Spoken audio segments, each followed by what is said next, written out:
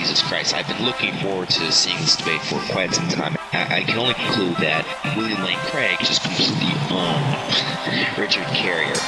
Okay. Right. Welcome to Reasonable Faith, Conversations with William Lane Craig. I'm Kevin Harris, and we hope you'll find the topics we discuss enriching and enlightening concerning the big questions of life. Dr. William Lane Craig is a noted philosopher and theologian known for his work on the existence of God, philosophy of time, and the resurrection of Jesus. And we invite you to discover the wealth of resources at reasonablefaith.org. There you'll find Dr. Craig's famous debates with leading atheists, articles, books, podcasts, audio from Dr. Craig's Defenders class, and a question and answer section featuring amazing questions people send us and answers from Dr. Craig. That's reasonablefaith.org. reasonablefaith.org. Dr. Craig, let's discuss a debate that generated a lot of buzz. And I think that the reason this debate generated so much talk is because many people have been anticipating an exchange between you and an atheist named Richard Carrier. This was a debate on the resurrection. A little background on Richard, we'll give that here in just a moment. But Bill, I want to ask you, why do you think there was a lot of talk about this particular debate? It was rather anticipated. It really was. There was a lot of excitement going into the debate. And I think it's because of Richard's prominence in the whole internet infidel network. And for many people, I think he was the sort of great white hope which was going to come along and really bring down the case for the resurrection of Jesus, who was going to defeat it soundly and show its fallacies. So a lot of people were really pinning their hopes, I think, on Richard Carrier. The internet infidels, also known as the secular web, one of the first secular, atheist, naturalistic websites, and still very large. At one point, I think it was number one as far as visitors there and interaction. And they try to do a good job as far as presenting an atheistic or naturalistic point of view. Yes. A lot of material about you there. They interact with it and so on. So I'll just concur with you. There was a lot of talk about this debate because of Richard Carrier, and he has a lot of fans.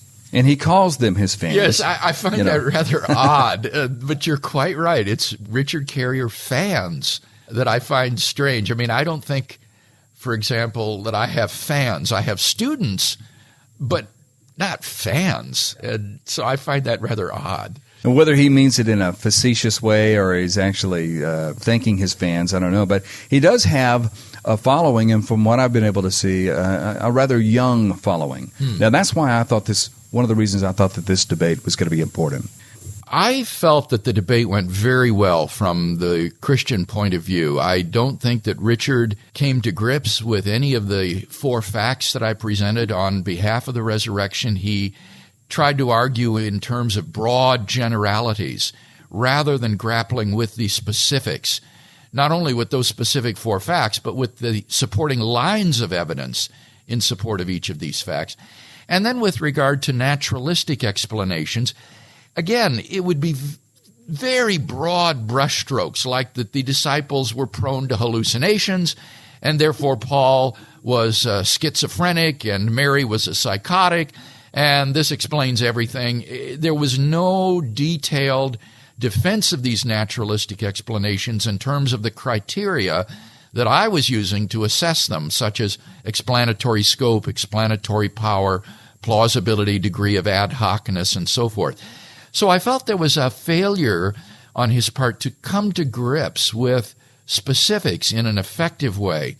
And so I'm hoping that as a result of this debate, that many people who had great confidence in Richard Carrier's attacks will think again and say, wait a minute, maybe the evidence for this event is much more powerful than I thought, and maybe there's a reason why Richard Carrier finds himself amidst that minority of scholars who deny these facts.